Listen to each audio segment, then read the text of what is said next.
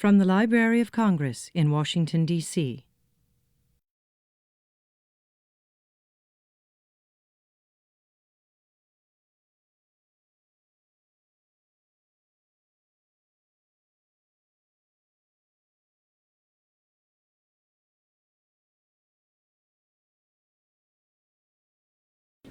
Good morning, everyone. Welcome. Thanks for coming. I'm Karen Jaffe, the director of the Young Reader Center at the Library of Congress, and welcome to the Books and Beyond series for young children with author Cynthia Levinson. We're very happy to have with us today students from 4 schools in the D.C. metropolitan area. And when I say the name of your school, please raise your hand so we can welcome you. Washington Episcopal in Bethesda, Watkins Elementary School on Capitol Hill in D.C. Welcome to the Arlington Traditional School in Arlington, Virginia, and the Lab School in Washington, D.C. Great. Thanks so much for joining us. A word about our format this morning. Cynthia will be with us for about an hour in the Whitall, which is where we are now, and we will conclude the program with questions. So as you're listening to her presentation, think about some questions that you might want to ask her. This is being videotaped, and we will ask you to speak into the microphone when you have your questions so that we can get that on videotape. At the conclusion of the presentation, for those interested in purchasing a book and having it signed by Cynthia, we'll be going to the Young Reader Center, which is directly behind us, and there'll be people in the hall to direct you there. It's on this level. And now I'd like to say something about Cynthia, the author. Cynthia Levinson is the author of several articles and short pieces for young readers. We've Got a Job, the 1963 Birmingham Children's March, is her first nonfiction book for young readers and has received many awards, including the IRA Young Adult Fiction Award, Parents' Choice Gold Medal, and she was selected as an American Library Association notable book. It was also included in the Children's Bibliography for A Day Like No Other, commemorating the 50th anniversary of the March on Washington, here at the Library of Congress, which launched August 28th of this year and runs through March 1st, 2014. The public can see this exhibit on this floor of the Jefferson Building in the Graphic Arts Galleries. Cynthia graduated with her BA from Wellesley College and her MA from the Harvard Graduate School of Education. Her nonfiction works for young people have been published in several children's magazines, including Appleseeds, Calliope, and Cobblestone. Although she specializes in nonfiction, her short fiction has been accepted by acclaimed children's magazines and readers, and in 2002, her picture book manuscript, Mr. Bellow Lost His Cello, won the Byline magazine's National Picture Book Competition. New books to be published in 2015 include The Youngest Marcher by Atheneum, Watch Out for Flying Kids, Peachtree Publishers, and in 2016, Fault Lines in the Constitution, Peachtree Publishers, with her husband, Professor Attorney Sanford Levinson. An interview with Cynthia about the creation of We've Got a Job is currently posted on the Poetry and Literature page of the Library of Congress website and will be available along with the webcast of this presentation on the YRC website, www.read.gov, in the future. I'm privileged to introduce Cynthia Levinson, a personal friend who shares my hometown in Ohio, where we both attended the same high school that encouraged curiosity and creativity, both of which are traits that Cynthia has maximized in her successful writing for children. Cynthia. Thank you.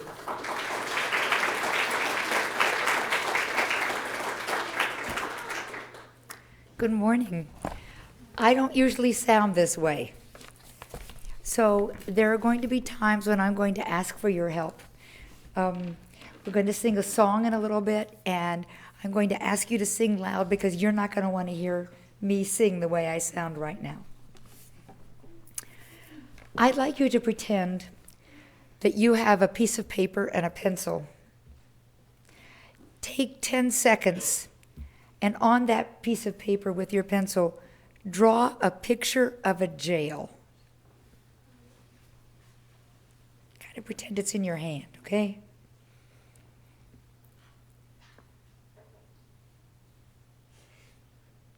Be sure to put people in your jail.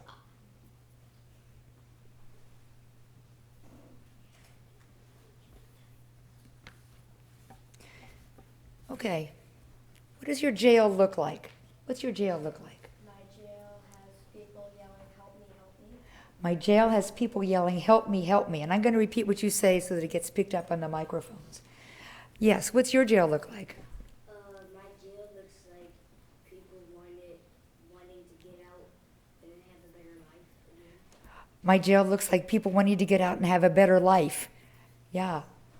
Yes. What's your jail look like? My jail looks like a courtyard, people saying, "Yeah, yeah, yeah, yeah, yeah." A courtyard, people saying, yeah, yeah, yeah. The people who are in your jail, what have they done to deserve to get there? Maybe somebody from the back. What sort of crime have they committed? Yes. His skin color is different. Can you speak up? His skin color is different. Their skin color is different? That's why they're in the jail? No, not like that. So why are they in the jail? Because they did something bad. Well, like what kind of thing might they have done? They might have killed somebody. Okay. Do you see these kids right here? These monitors, these pictures? Those kids are going to jail. That's where they're walking to right now. They're going to jail. 50 years ago in May, this past May, somewhere between 3,000 and 4,000 black school children in Birmingham, Alabama, walked, marched, protested, complained, and sang their way to jail. I'm going to tell you their story.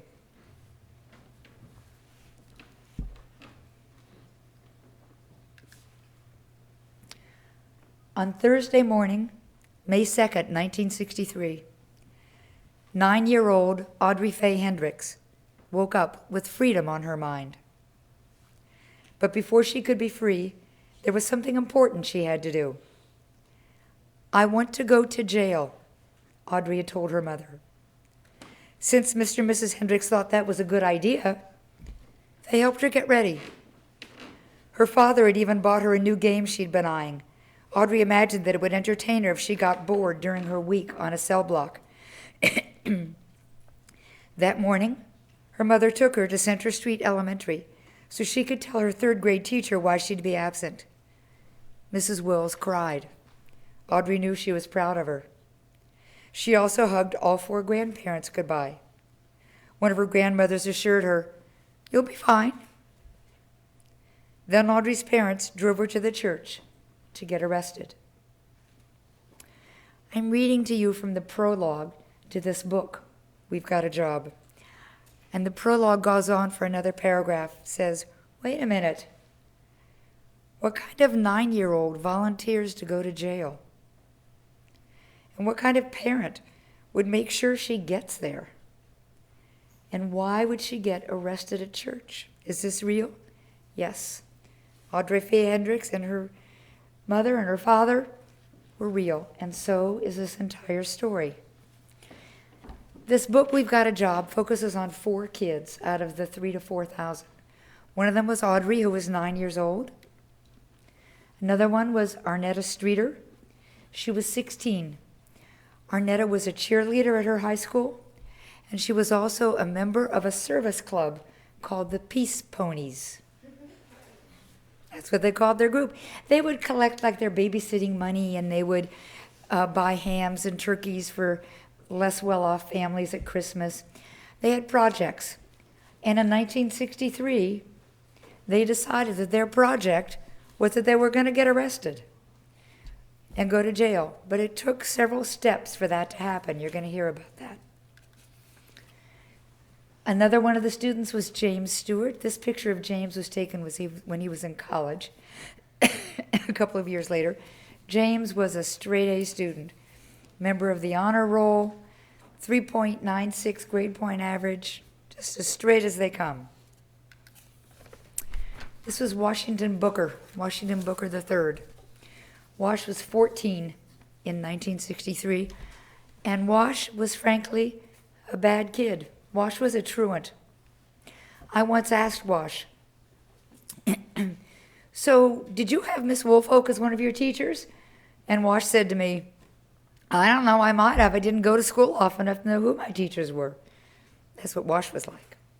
But let me tell you what it was like for them to grow up in Birmingham. Excuse me. There were ordinances, city laws in Birmingham that everybody had to obey. I'm going to read you part of these. Actually, I'm going to ask you to read them because I'm feeling a little hoarse. So when these pop up, would you read them out loud? Negro and white persons. Cards, checkers, baseball, basketball. And now the ordinances went on to tell kids where they couldn't play together. So read this also, please. In any inn, restaurant, public place, park, or house. So those were the laws in Birmingham. Negro and white children were not to play together. There was also a law that said that any restaurant that wanted to serve Negro and white patrons had to have a wall 7 feet high, separating the Negro patrons from the white patrons. And there had to be a separate door for each side for people to go in and out of. No restaurant had such a thing. So black kids and white kids, families, couldn't eat together in any restaurant in Birmingham. There were also separate taxi cabs, ambulances, and laundry trucks for black people and white people. And remember we talked about the jail? If you went to court and you had to put your hand on a Bible to swear to tell the truth, the whole truth, and nothing but the truth, there was a white Bible for white people, and thank you, fine, thanks, and a black Bible for black people. Thanks, Karen. That's what it was like in Birmingham. This man, his nickname was Bull, his real name was Eugene Theophilus Connor, but he was called Bull because he had been a sports announcer on radio, and he spoke often through a bullhorn, and even when he didn't, he sounded like a raging bull. This man, Bull Connor, was the head of the police department and the head of the fire department. He was the commissioner of public safety. It was his job to be sure that these laws were enforced in Birmingham. Now, here was his view of Negro people. He believed in a concept called white supremacy. Does anybody know what white supremacy means? What does white supremacy mean? It means that white people are better than Negroes. White people are better than Negroes. Exactly. Here's what Bull Connor said. If white supremacy does not prevail, Negroes become unruly, arrogant, law-breaking, and violent. That was the view of the head of the police department and the fire department. Here's what Wash Booker told me about the police department when he was growing up. He said, it was a rare weekend that one or two folk, black folk, didn't get killed by the police. They'd make you stick your head in the window of the police car, and then they'd roll the window up. The police were the ultimate terror, Wash said. You see the police, you run. It's automatic. Martin Luther King called Birmingham the most racially violent city in America.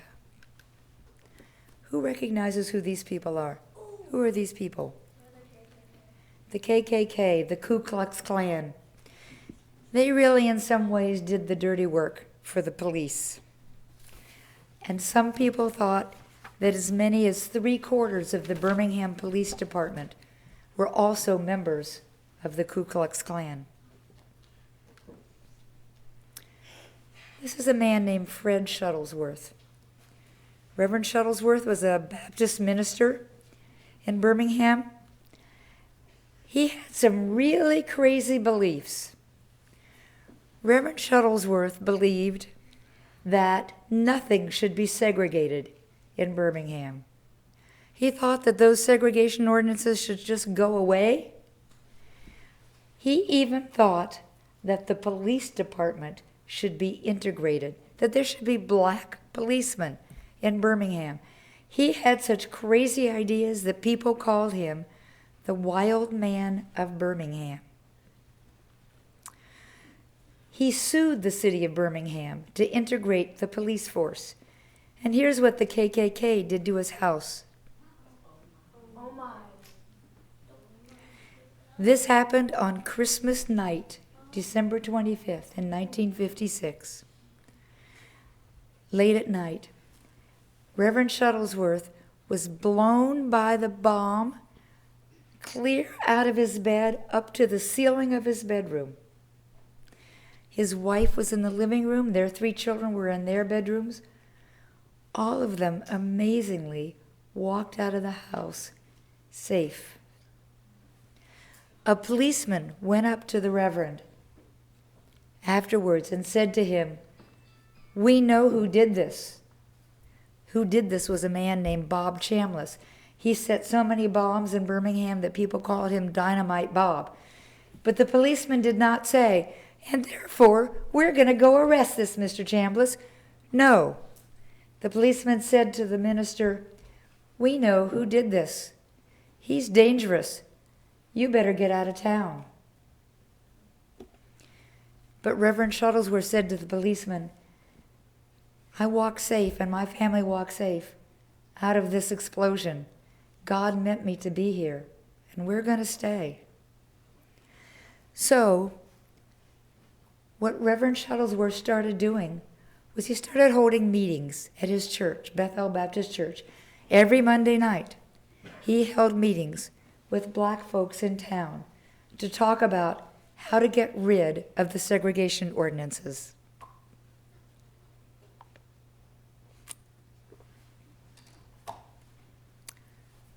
Audrey and her family went to those meetings every Monday night, beginning in 1956 when Audrey was 2 years old. In fact, Audrey went and saw Reverend Shuttlesworth's house.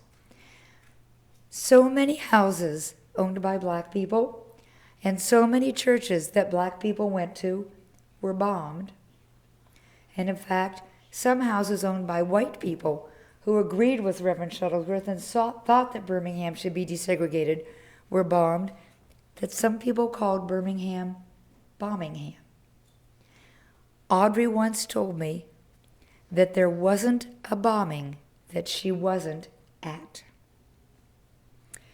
So for 7 years, Audrey and her family went to the meetings that Reverend Shuttlesworth held, trying to figure out how to get rid of those segregation ordinances. But nothing worked. Audrey's family tried suing the city. They said, "We pay our taxes. Audrey should be able to go to any park and playground in the city. She should be able to go to any school in the city." Well, they sued the city, and they won. A judge said, "You're right. Audrey should be able to go to any park in the city." So you know what the city did? They closed. They closed every public park, playground, swimming pool, and golf course in Birmingham. They took the swings off of the swing sets. They took the jungle gyms away. They poured concrete into the holes on the golf courses. And I'm told, I don't know for sure, but I'm told that they even filled in the swimming pools with concrete. There were no more public parks or playgrounds for any children in Birmingham to go to. At that point, Reverend Shuttlesworth called in this man, Dr. Martin Luther King Jr. And Dr. King came up with a plan. His plan was to fill the jails.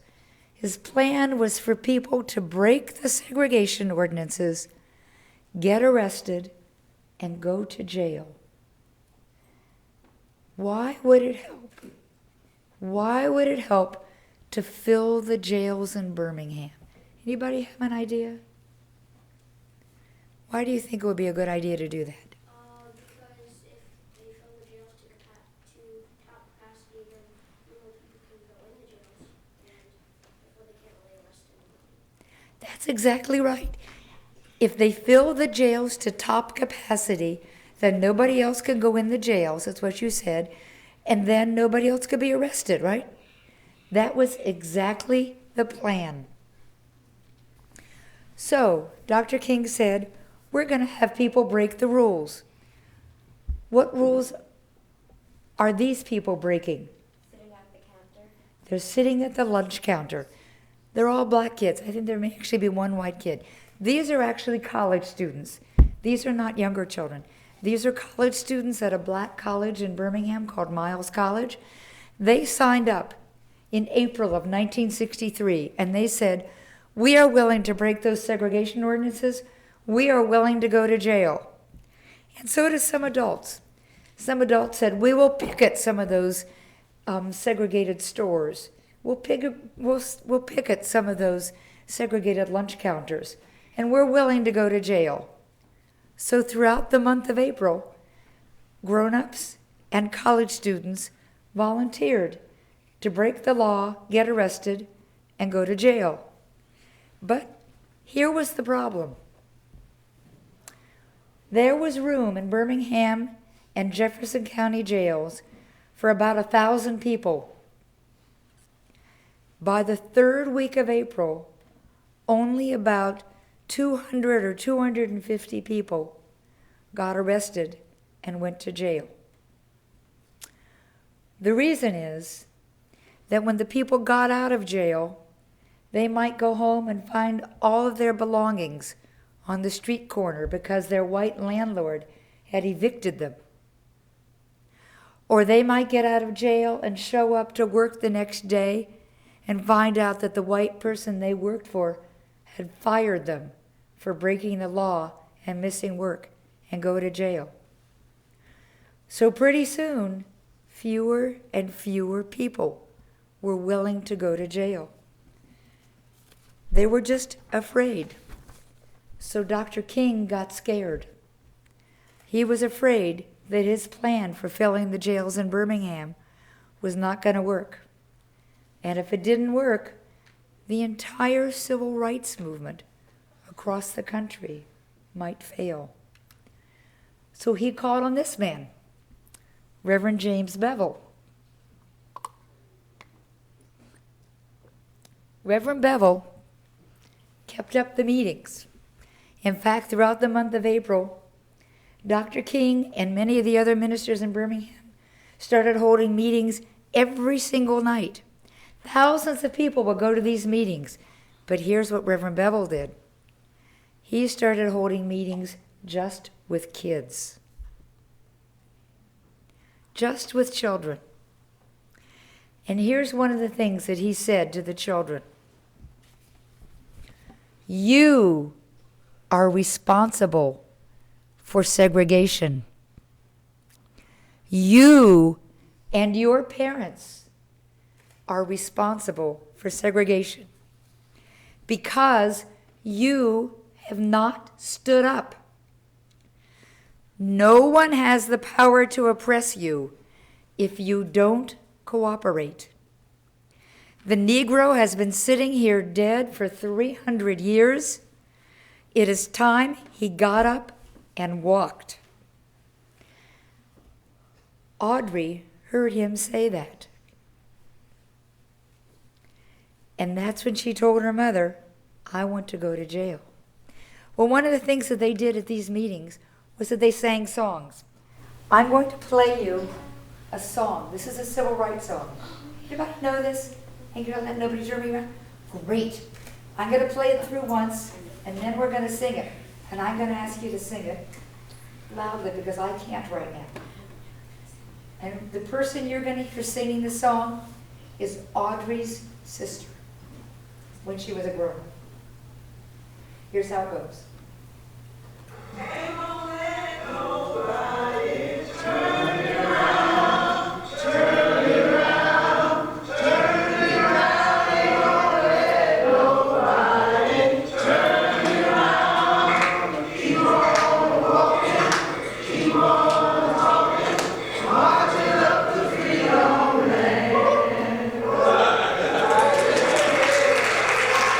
So I show two verses here. Let's just sing one verse.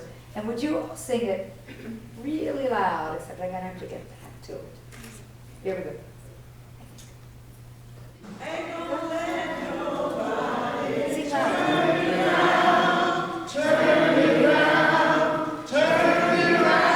Ain't gonna let nobody turn me around.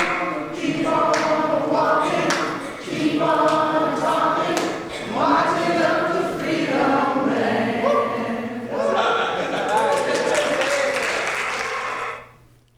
Really, they sang these songs and a lot of others too. That's what they would do at these meetings. And this is when Audrey went to her mother and said, I want to go to jail. And that's when her mother said, okay. Now, there was something special, though, that had to happen. Audrey had been going to these meetings with her parents for 7 years, so she knew what the roll call was. But a lot of kids didn't. And Dr. King believed in nonviolence. I'm sure that you know about that. A lot of the kids didn't at the time, so ARNETTA and the Peace Ponies had to get trained. They had to get trained in nonviolence. They had to learn what to do if a policeman decided to put water on them while they were breaking the law. They had to learn what to do if a policeman spit at them. They had to learn what to do if a policeman called them names. And so ARNETTA and the Peace Ponies went to the training. And they held plays. And somebody would come up to ARNETTA and spit at her. And somebody would go up to another Peace Pony and call her a nigger. And they just had to stand there and take it. And they were told, if a policeman or a fireman brings out a fire hose to try to get you to move away and drop your picket sign and turns a powerful fire hose on you, then you roll yourself up into a ball, you cover your head with your hands, and you protect yourself. That's what they did. This is the front of 16th Street Baptist Church in Birmingham on May 2nd, 1963. Audrey, ARNETTA, and James showed up in this church, not Wash. Wash had no desire to be there. Wash thought that what those kids were doing was the craziest thing he'd ever heard of. Volunteering to get arrested? But James, Audrey, and ARNETTA, and about 800 other kids showed up at this church. And do you know how when Karen asked you to raise your hands to show what school you were from, when they came to the church, Reverend Bevel was there, and he said, who's here from? And he would name a school, and they would cheer, and they would sing songs. But nobody said, who's here from Center Elementary, where Audrey was in the 3rd grade, because she was the only child there from Center Elementary, and she was the youngest child who was there. Well, when the time came to walk out of the church, they were going to go march. They were going to march out of the church and over to City Hall and kneel on the steps of City Hall and pray. Pray to the city council to get rid of those segregation ordinances. But marching was against the law. Audrey's mother had gone to Bull Connor, and asked for a permit for the children to march. And Bull Connor said to Mrs. Hendricks, I'm going to march you straight out of my office to jail. That's where I'll march you. And Mrs. Hendricks said, you're not going to give us a permit to march? And he said, no, I'm not. She said, thank you very much, and left. She didn't really want a permit. She wanted all of these children to be able to go to jail. And that's where they were heading. James was the first person out the door. James led 800 kids out the door of the church. And when those doors opened, he walked down the street, down the steps, and up the street, and they sang. They sang, Ain't Gonna Let Nobody Turn Me Round, all the way. Bull Connor confronted James about a block and a half from the church. And Bull Connor yelled at James, halt! If you do not disperse, you will be arrested. So when James was telling me this story, I said to him, did you disperse? He said, no, we did not disperse. So Connor ordered, arrest them. James was shoved into a paddy wagon and hauled to jail. But they didn't stop the rest of the 800 kids. They just all kept marching and getting arrested. So many kids were arrested that day that they ran out of paddy wagons. They had to call in school buses. Instead of the school buses going to pick kids up that morning and take them to school, or pick them up at school and take them back home, the school buses picked up the kids from the church and drove them to jail. That day, around 500 children were arrested and taken to jail. So do you remember how many cells I said there were? 1,000. At the end of one afternoon, the jails in Birmingham got half filled with school children. Arnetta was not arrested that day. The rest of the peace ponies were, but somehow she just got missed. Several hundred kids didn't get arrested. There were just too many of them. She was very disappointed. So she went back the next day, and so did hundreds and hundreds of more kids. But the police were getting scared. So when Arnetta went to get arrested, she too was confronted by Bull Connor. She did not disperse either, and neither did the other kids. Connor yelled, "Let 'em have it." The girl standing in the front there, her name was Carolyn McKinstry. She told me that the water hoses were so powerful that it sheared the hair off of one side of her head. Arnetta said, the little bit of training that we had did no good. We were hugging together, and the water just washed us down the street. The water was piercing. But amazingly, the children kept marching out of the church. They kept wanting to go to jail, even though they knew what might happen to them. So when the water hoses didn't work, here's what Bull Connor did. James was in a jail cell with a boy who had a huge, deep puncture wound from this police dog. Actually, it wasn't this one. It was a different one. One that was all black, that the policeman called Nigger. That was the dog's name. James's father was a doctor, and some of the kids asked James if he could help the boy, but he didn't know what to do, and of course he didn't have any treatment. He doesn't know what happened to the kid. I don't know if you saw in the video, but there were some people standing up on a roof throwing things. Went by very fast. Wash was not up on a roof. Wash was on the ground. But he said to me, I watched the children being manhandled by the police. He was talking about he and his gang, we throw a brick, a bottle, then we take off. That's what we're doing while everybody else is peacefully marching, looking for opportunities to strike a blow. Wash actually helped start a riot. There were riots in Birmingham because, well, the police would say it was because of what the protesters were doing. And the protesters would say because of what the police were doing.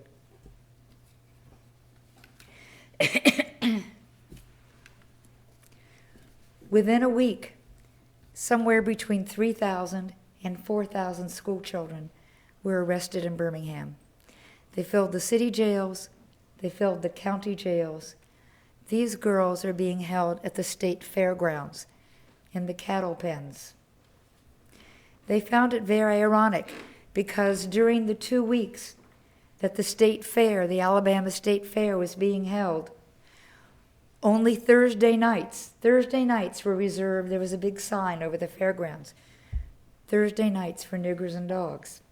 And now these children were being incarcerated in the state fairgrounds. Well, they won.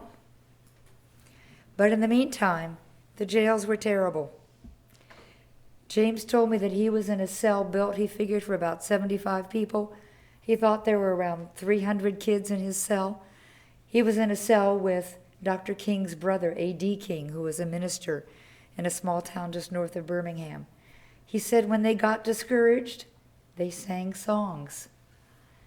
They would sing, "Ain't Gonna Let Nobody Turn Me Round." He said there was so crowded we had to sleep in shifts. Certain ones would lie down and try to sleep, and the rest of us stood around the walls or sat in the windowsills. There were no chairs. When we couldn't stand it any longer, we would rouse them and have them stand up. The jailers turned on the air conditioning at night and the heat during the day.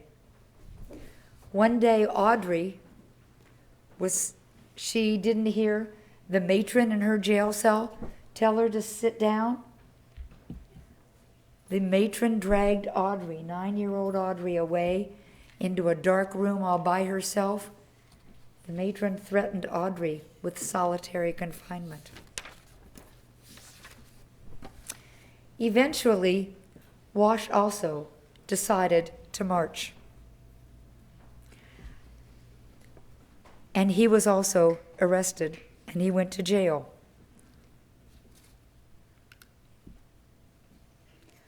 And on July 23rd, 1963, the city of Birmingham repealed the segregation ordinances. The children won. They did it. They were the ones who got Birmingham desegregated. Today in Birmingham, I was there twice in the last 3 weeks.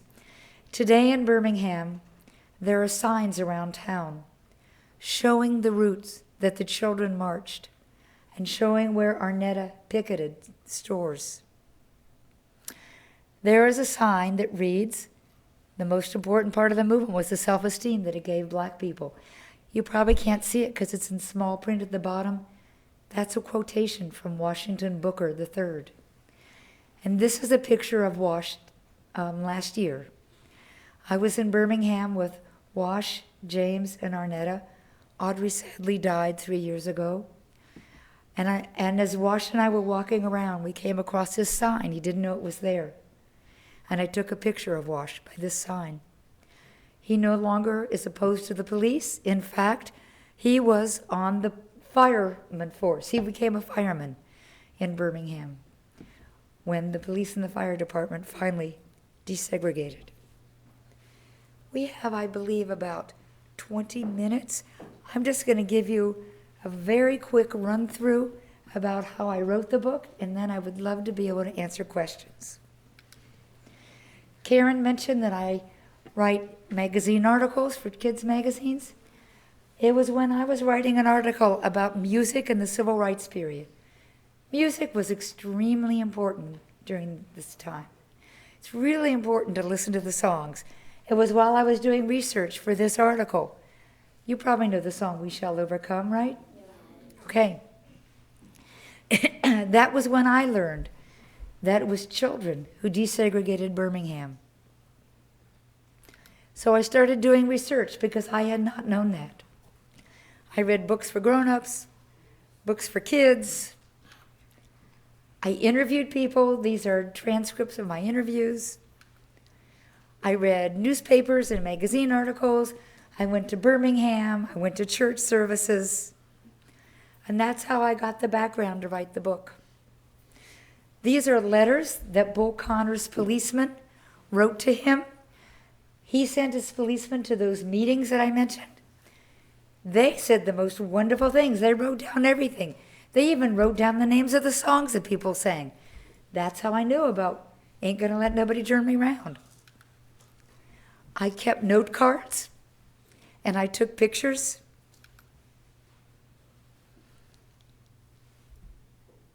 That's the research that I did.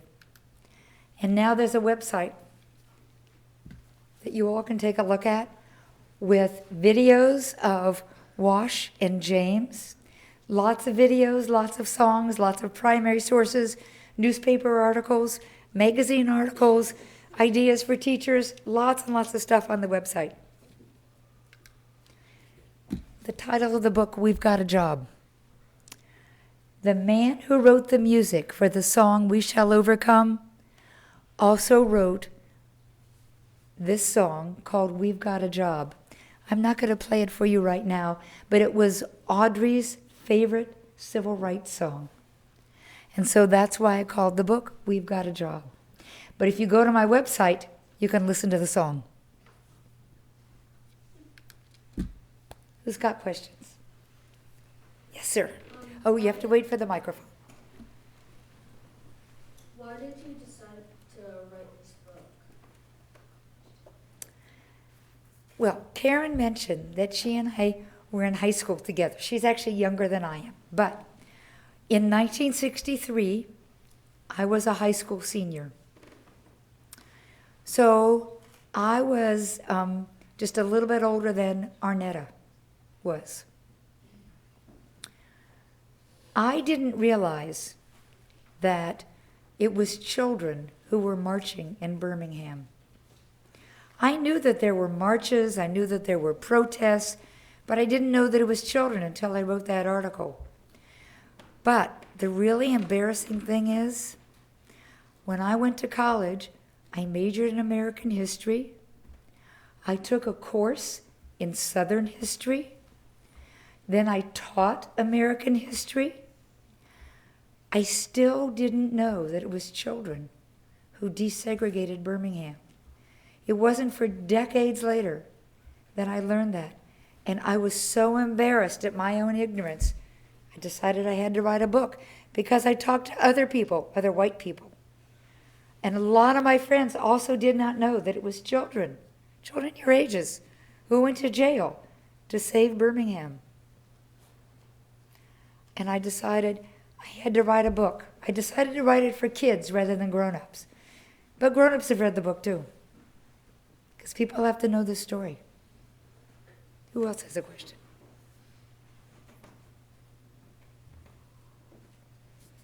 Yes, sir. How did you meet the people that you wrote the book about? There's an organization, it's kind of like a museum in Birmingham, called the Birmingham Civil Rights Institute. You know about it? Great. There's a link to it on my website. I got in touch with them, and I discovered that beginning in the early 1990s, they started interviewing people who had been active in the civil rights movement. They have hundreds of video and audio interviews with activists. And I started looking at those and reading the transcripts. They sent me transcripts. And through reading those, I pretty quickly discovered Audrey and James and Wash. No, James took a little while. I found Audrey and Wash. And I called them up out of the blue. And I said, I want to write a book. I've never written a book before, but I want to write a book about what you did. Would you talk to me? And they agreed. And I went to Birmingham, And I just started calling people. And I took my tape recorder and I had my questions. I had done a lot of background reading. Before I went, I spent 3 months reading, 3 months full-time reading, because I needed to know what questions to ask. And then I started interviewing them. And that's how I got started. Let's see. Yes. Why do you want to put interviews in your book? That's a good question, too. When I first started writing the book, I just started writing like a history of Birmingham and what it was like. And I sent it to a publisher. My agent at that time sent it to a publisher who said, you know, I think it would be better if there were real kids in this book. Do you think you would come up with some real kids? So that's when I went back to Audrey and Wash. And I asked them if they would be willing to be in the book. But they weren't enough. So I needed to find some more people. And that's what it took me, actually. I spent almost a year finding James and Arnetta. I was looking for exactly the right people who had done different kinds of things and had different kinds of backgrounds and different sorts of families. And so I worked just finding the right people for the book. And then, not that editor, but finally a different editor said, yep, these are the right kids. We'll publish this book. Who else has questions? Yes.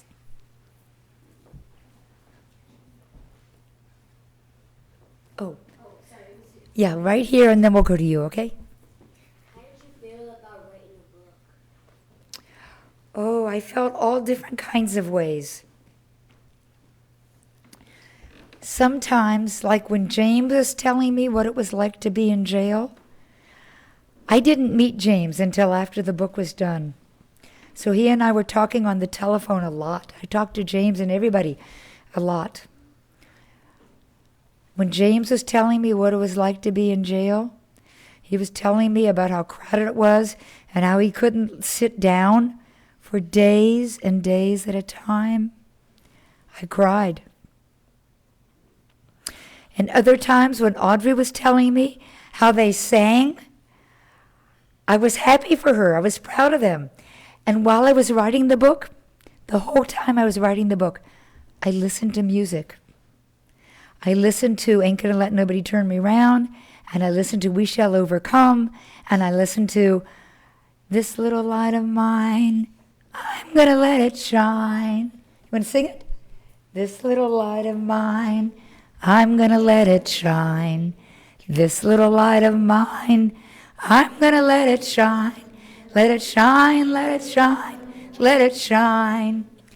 And that got me in the mood to write the book. What question do you have? What type of questions did you ask the people who were interviewing?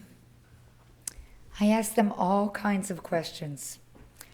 Some of them were just very straightforward, factual questions, like, how did you get to church that day? Did you walk? Did your parents take you? Did somebody drive you? How did you get to church that day? And some of them were more difficult questions. James, for instance, had a brother who died in a fire when their house burned down. And I had to ask James about his brother, because I had to know that was part of his family background. That was very hard for him to talk about. I mentioned to you that Audrey died. Audrey died before the book was done. And so I also talked to Audrey's sister, whom you heard singing, Ain't Gonna Let Nobody Turn Me Round. And so I had to ask Audrey's sister, what was it like growing up in your family? What do you remember about your older sister? And that was hard for her to talk about, but she did. So I asked all different kinds of questions. I had to ask Arnetta, what was it like when the water rolled you down the street? And Arnetta told me a story. her parents had told her not to go that day. She had already gone to the church on the first day and not gotten arrested, and her parents said to her, "Do not go back." Well, Audrey fibbed. She did not tell her parents that she was going to church on the second day to March. And she was embarrassed to tell me about that. And then she told me, she saw I had to give the book to all of them to read before it was published to be sure everything was right. And she saw that I wrote that she had fibbed to her parents. And she didn't want that in there because she has a son and a grandson. And she didn't want them to know that she hadn't told her parents.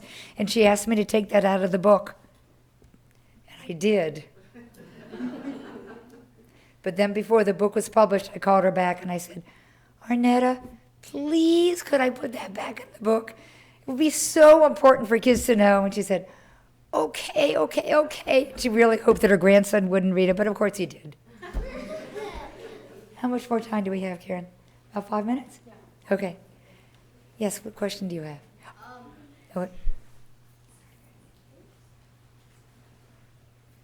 How long exactly did it take you to write the book? 3 years. Full time. I worked on this book for 3 years. That's how long it took me. Now you have to understand I'd never written a book before.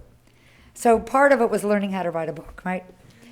And I'd never gone up to people and said to them, I'm this white lady, and I'm kind of an oldish white lady, and I'm writing a book for kids, and I've never done this before, and you're like this black person who was really active in the civil rights movement, and I hardly did anything, although I got active later on.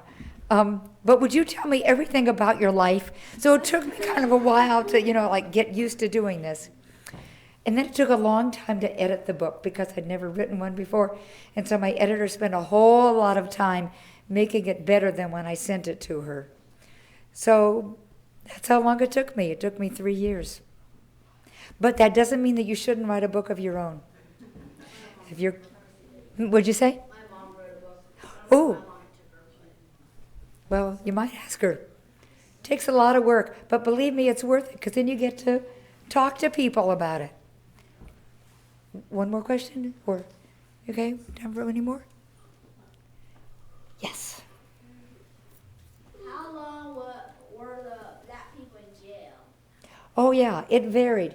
James was in jail for about 3 days, and then his parents were able to get him out. He was getting sick. Audrey was in jail for a week. A week. She didn't know anybody. On about the third or fourth day, one person showed up, whom she knew, finally. Some kids were in jail for 2 weeks. Some kids actually were not put in solitary confinement, but some kids were put into like an iron box and left there to swelter. That's how long they were there. And even though the other kids who weren't yet in jail knew that, they still marched and went to jail anyway. I want to thank you very, very much. It's been a pleasure talking with you. Thank you for coming today. This has been a presentation of the Library of Congress. Visit us at loc.gov.